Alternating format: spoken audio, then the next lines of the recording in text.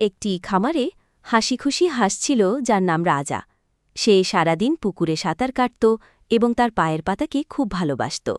সেই খামারেই থাকত এক মুরগি যার নাম রানী।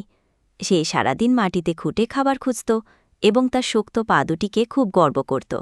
রাজা আর রানী প্রায়ই ঝগড়া করত। রাজা বলত, আমার পায়ের পাতা সবচেয়ে ভালো, কারণ আমি সাঁতার কাটতে পারি।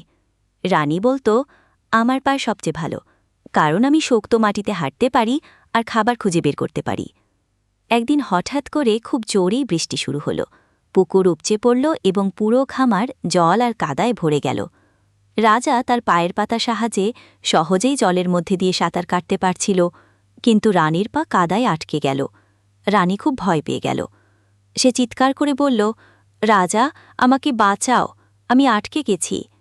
রাজা দ্রুত রানীর কাছে গেল এবং তাকে বলল, ভয় পেও না, আমি আছি।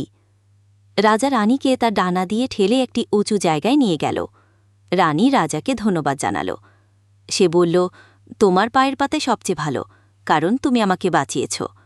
রাজা বলল, তোমার পাও খুব ভালো, কারণ তুমি শক্ত মাটিতে হাঁটতে পারো। আমরা দুজনেই আলাদা, কিন্তু আমরা দুজনেই বিশেষ। সেই দিন থেকে তারা খুব ভালো বন্ধু হয়ে গেল।